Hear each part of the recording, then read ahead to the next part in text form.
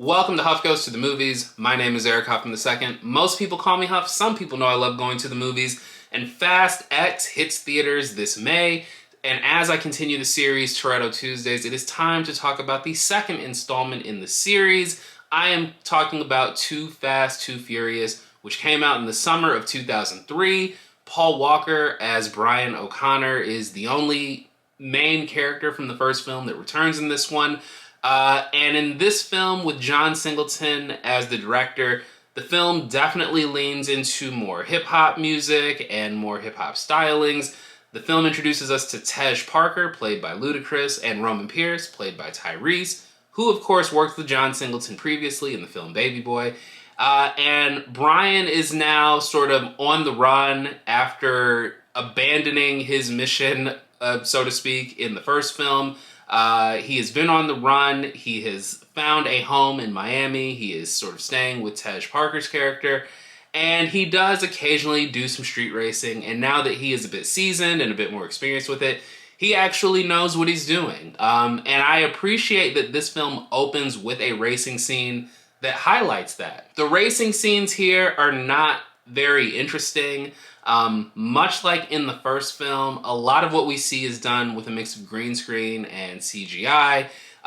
Though this time they are not racing in a straight line, they are racing all throughout the city of Miami. There is the memorable sort of bridge jump sequence that we've got to open up this film.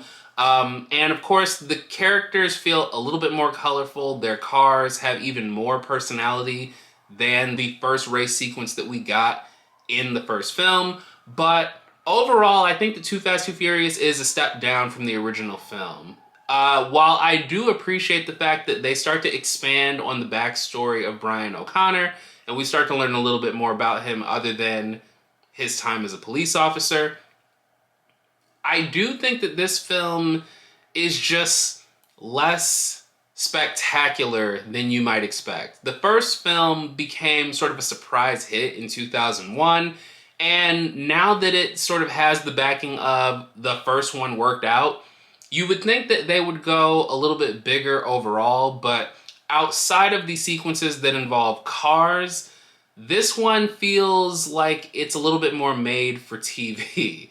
And no disrespect to films that are made for TV, those can certainly be good, but when you have someone like Cole Hauser here playing the villain of the film, he is just a drug dealer, a drug lord in Miami with a mansion, and he wears suits, and he likes to stare at people, and he likes to boss people around.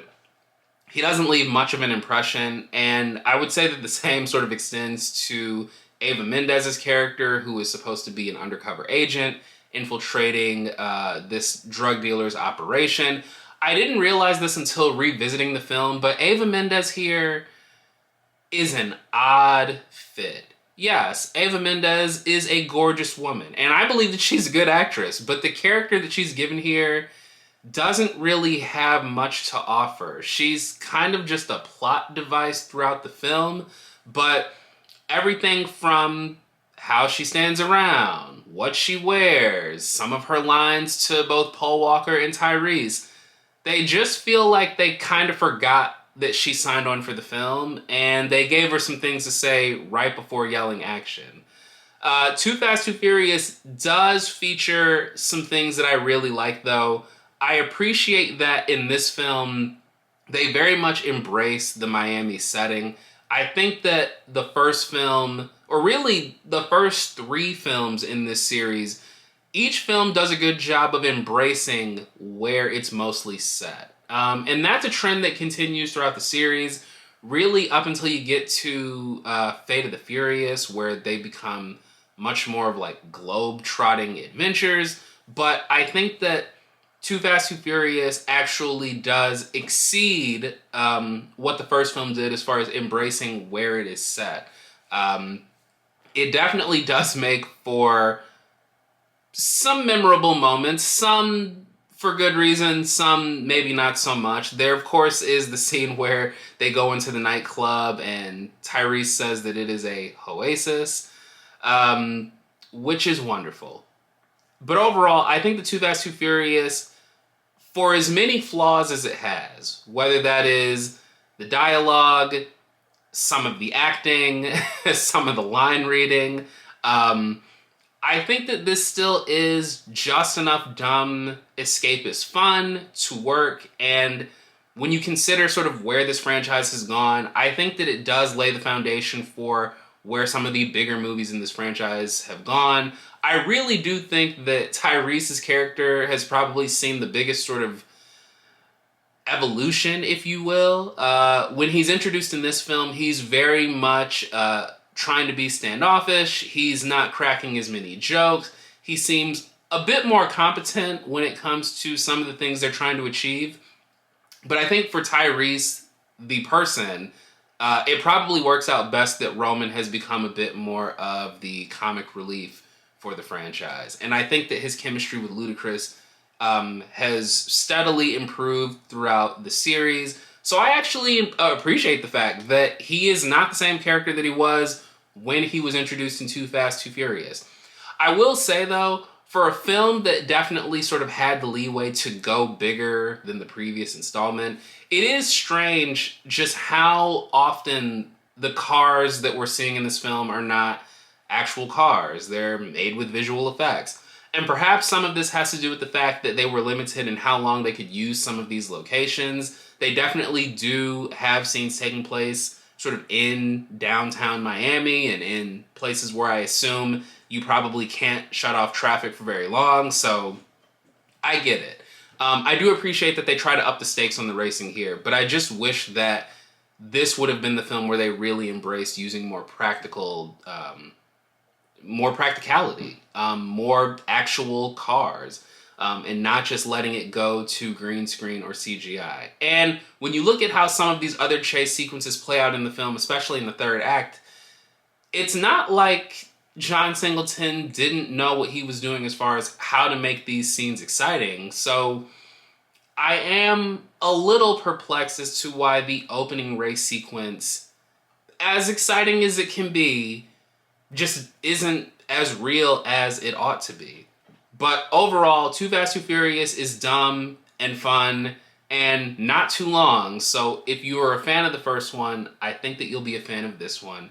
And if you're someone who has sort of come into this franchise as it's sort of turned into a weird mix of Ocean's 11 and Mission Impossible, then I think that Too Fast, Too Furious might be a little too normal for you. But if you're at all interested in seeing sort of how the characters got to where they are now, I think Too Fast, Too Furious is one that you definitely should watch.